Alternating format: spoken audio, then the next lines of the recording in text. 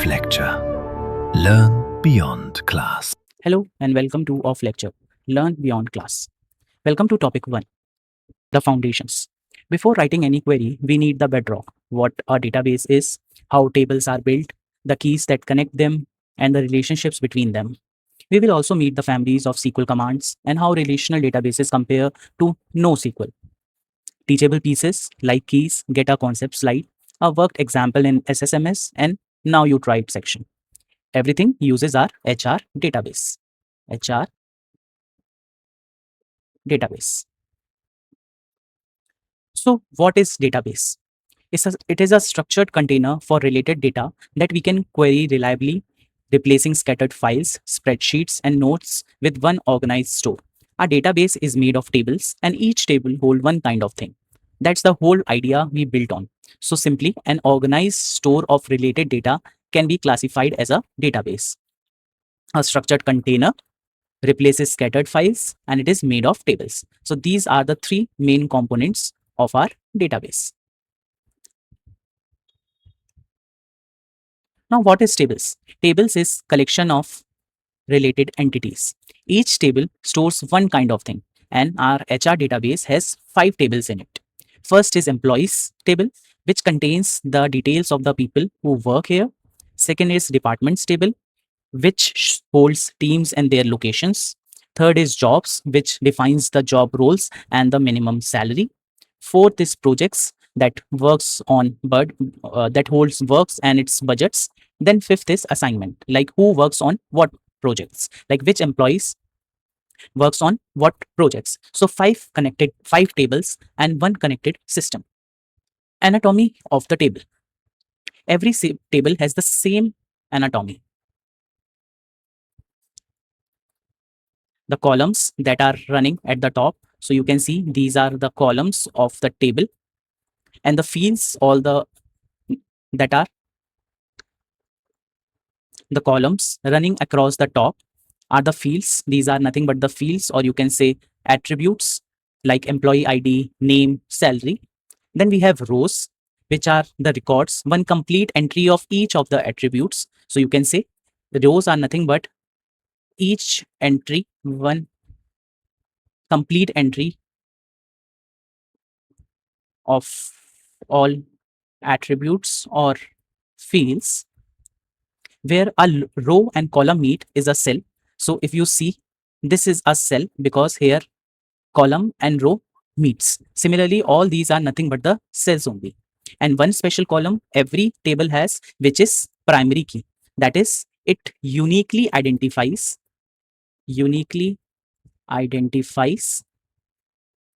each record, or you can say each row. That is, with the help of this primary key, we can identify every unique record in the table. Okay. Then comes the schema. A schema is a logical namespace or the container, a label container that groups related tables. You reference a table through its schema with a dot. Schema.table like HR.employees. If you see the syntax, we have written select star. We will understand what is select, what is from, but just for understanding what is schema, what we are writing is we are writing select star from HR.employees. Okay. So in SQL Server, the default schema is DBO. The default schema is DBO, which is why our tables are written as DBO.employees. Which is why our tables are written as DBO.employees or DBO.assignments or DBO.projects and etc. Schemas keep large databases tidy and prevent name clashes. Okay, so it groups related tables under one label namespace. It is referenced with a dot, and it keeps big databases tidy and avoids name clashes. Then we will understand the 5 SQL sub-languages. SQL commands falls into 5 families by what job they do. First is DDL, which is data definition language, and it is used for building the structure of the database or tables. So they are used for building the structure. Some examples of these queries or commands are create, alter, drop. We will learn about all these things later on in the sessions. Second is DML, and third is DQL. They are sometimes combinedly together says as DML. So data manipulation language commands are used for manipulating and making changes in the data. Changes in the data like insert, update, delete, and so on. Third one, which is data query language, it is just used for reading the data. To read the data, we use data query language commands, which is select statement. Then comes DCL, which is data control language commands, which manages the permissions on the tables, which manages the permissions on the tables, okay, like grant and revoke. Then fifth type comes as TCL, which is transaction control language, and they are used to manage transactions of queries. Manage transactions of queries. And the examples of TCL are commit and rollback. But, step by step, we will understand DDL, DML, DQL, DCL, and TCL.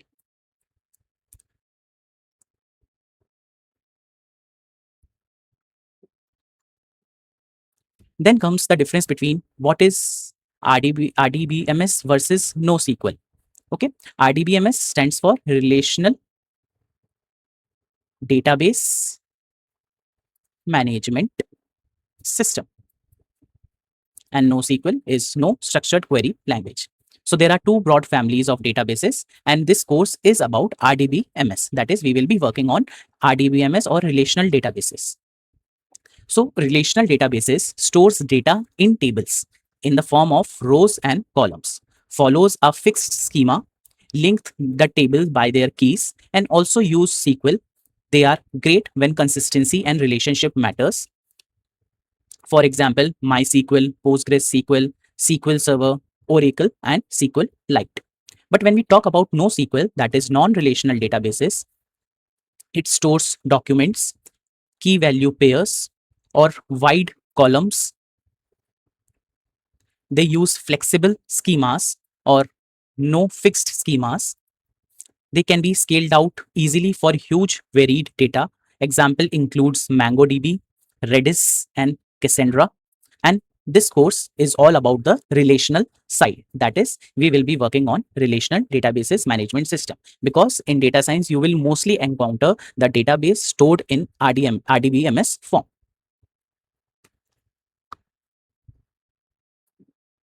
Then comes primary key. So what is primary key? Primary key is the unique row identifier. That is, it uniquely identifies each rows, which is never duplicated, and it can never be a null value. There's exactly one per table, and it automatically creates an index which makes lookup fast, so that you can look up for the rows or data quickly.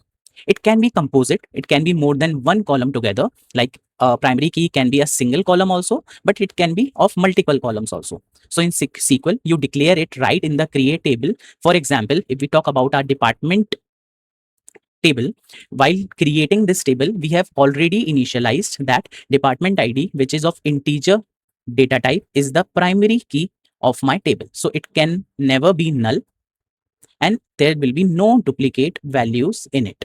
Okay, but remember, primary key can have composite columns also, that is more than one column, like employee ID and product ID or project ID. Let's understand through an example. So what we have to do is we have to create a departments table with department ID as a primary key. So what we will do is we will write create table dbo.departments, because this is the default schema, and we will use the open and close curly braces, and then we will write department ID, then the data type of that column, and then we will write primary key. So we are initiating that my department ID is the primary key of this departments table. That is, it will uniquely identify my row. With the help of primary key, I can simply identify each row individually. Then it can have other columns also, like department name, location, and anything. So inserting, like for example, in department name, you have mentioned not null. So this is one of the constraints that we have provided to this column, that is, it can't hold a null value. Similarly, when we are deciding this constraint that primary key is denoted to department ID, it means that it cannot hold not null values, and it should be unique. So if any value which is, let's say, duplicate or is a null value, will automatically be rejected. Okay. Now, what you have to do is you have to try it. Which column should be the primary key of the jobs table and why? Don't look for the answer. First, focus on this table. We have job ID, we have job title, and we have the minimum salary. So, which column or which of the columns can be the primary key of this table? You can pause the video and think on it. The hint is the primary key must be unique for each row and never be empty. So, which column fits that here? So, answer is job ID. You have to think a little bit beyond this table. That is, it is currently showing only three entries, but there can be number of possible entries in the jobs table. So job title, two persons can have different or multiple job titles, or there can be multiple job titles in the jobs table. Even the salary, minimum salary can be same, but the job ID will be always unique in nature. So since job titles could repeat and salaries certainly could, but job ID will be unique for each job. Therefore, this will be our primary key. Okay. Now, let's understand the concept of foreign key. This is the column that references the primary key of the another table. That is, it the references the primary key of another table. That is, it is a link to another stable primary key. Let's suppose you have two tables available with you, and both the tables, let's say this is A and this is B. So this table will also be having a primary key, and this table will also be having one primary key. Okay, but let's suppose we want to connect these two tables A and B. So let's suppose there is one column which is job ID here also and here also. Here in B table, job ID is your primary key, But in table A, job ID is not a primary key. It is the foreign key.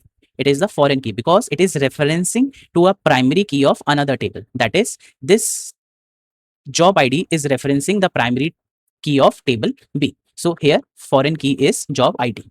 So you can read over through the points. A column that references the primary key of another table. Values can definitely repeat and can be null, unlike the primary key, because it can have multiple values and it can have repetitions also. It enforces referential integrity. That is, there will be no offend records. Okay.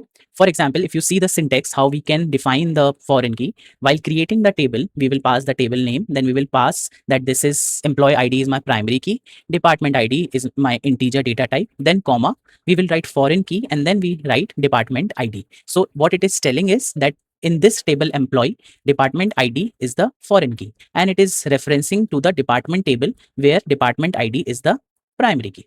Okay. So always remember, a foreign key value must already exist in the parents table primary key. Okay. Let's understand through an example.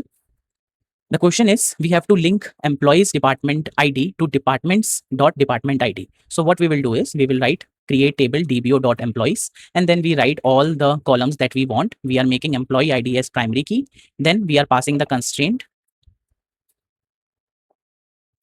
that is fk underscore employee underscore department. That is, foreign key is my department ID, and it is referencing dbo.departments in my department ID.